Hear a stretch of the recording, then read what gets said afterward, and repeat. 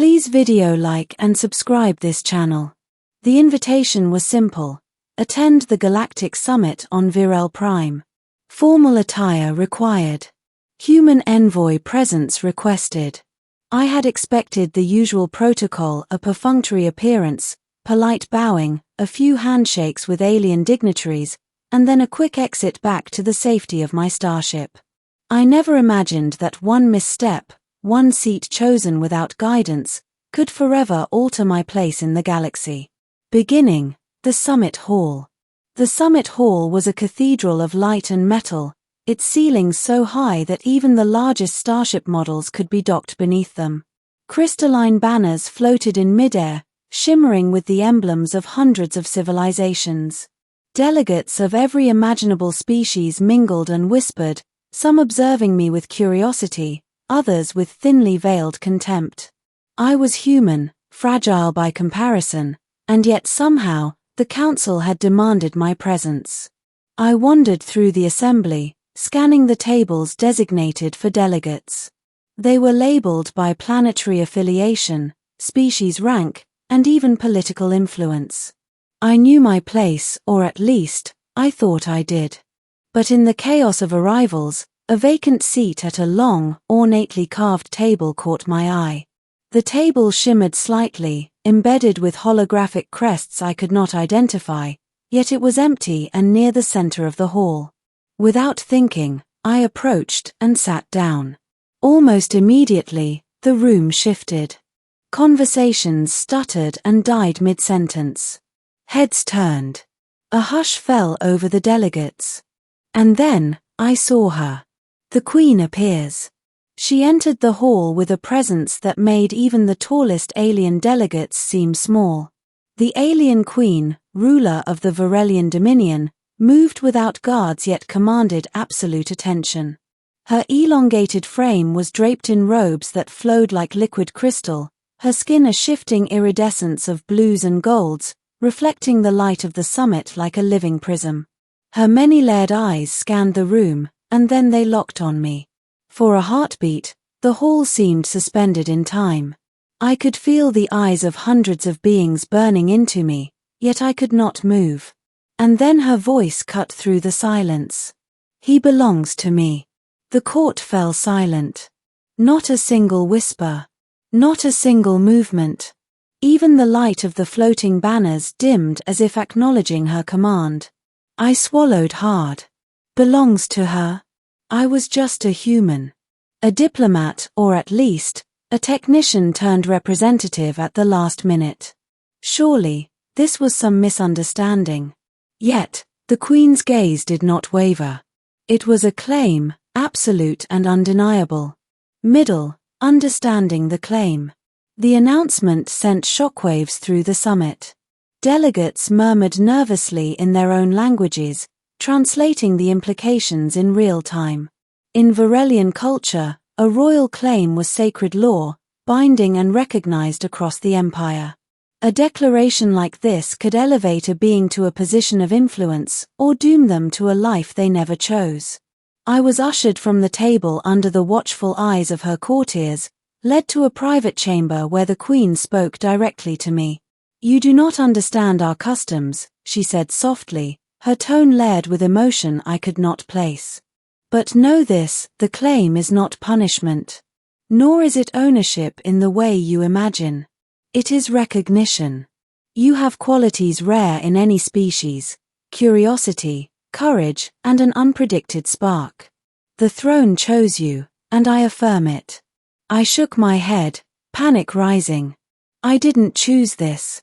I didn't ask." "You will learn to choose," she interrupted, her multi-toned voice both melodic and commanding. "The bond does not strip your agency. It offers alignment." It was difficult to grasp. I had spent my life believing humans were insignificant in galactic politics. Now, one statement from a queen could shift the balance of an entire interstellar council, and I was at its center. Over the following days, I was introduced to the inner workings of the Virelian Dominion, a complex network of fleets, intelligence, and diplomacy spanning countless systems. I was tutored not as a servant, but as a partner, a human touchpoint in a galaxy of alien perfection. And all the while, the Queen observed me. Not with suspicion, but with an intensity that made every action I took feel consequential. Her presence was constant. It was impossible to forget her claim. Middle, the politics of the claim. The summit continued, but my place was no longer neutral. Delegates who had once ignored me began to whisper behind closed shields. Some saw me as a threat, others as a curiosity, and a few as a pawn. One evening, a rival delegate approached me, his serpentine eyes narrowing. "You understand what this means," he hissed. "The Queen has never claimed a human before. You may live or die depending on her favor." I met his gaze. "And if I fail her expectations?" "You will fail," he said simply. "Human arrogance cannot survive the Dominion."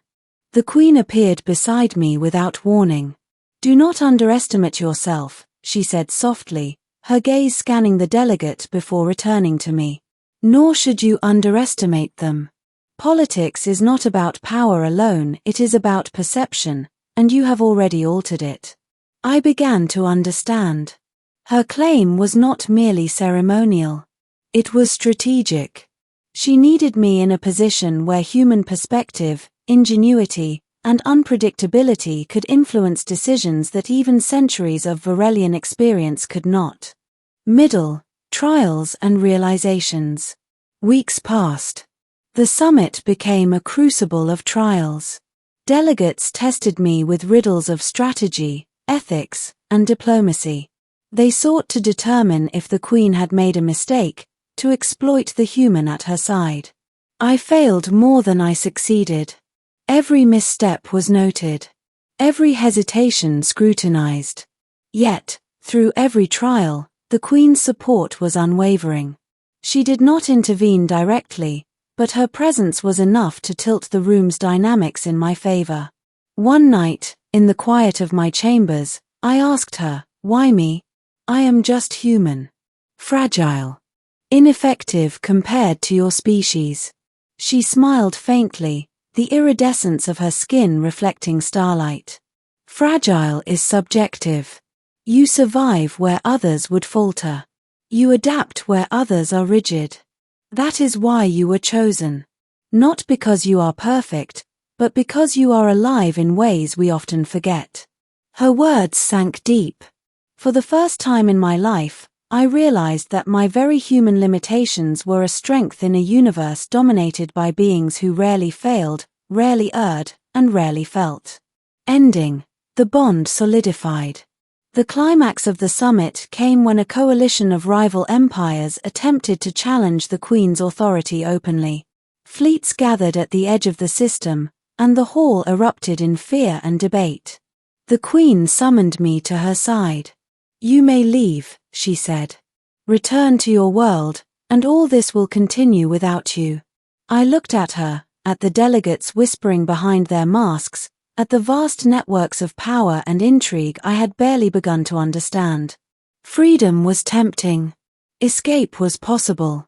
But then I remembered the moments of courage, the challenges I had overcome, the eyes of the Queen, and the realization that the universe had placed me exactly where I was meant to be. "I stay," I said. "Not because you claimed me, but because I choose you." Her smile was subtle, yet radiant. It was a recognition, not of obedience, but of alignment. She extended her hand, and I took it, feeling an unspoken bond form between us, a human and an alien monarch, united not by law alone, but by mutual recognition and trust. The summit ended, and the hall was no longer silent. Whispers returned, but this time they were of awe, respect, and wonder. The delegates understood that a human had changed the balance of power, not by force, but by presence, courage, and choice. I had sat at the wrong table. I had found the right Queen. And in doing so, my life and perhaps the fate of the galaxy was changed forever.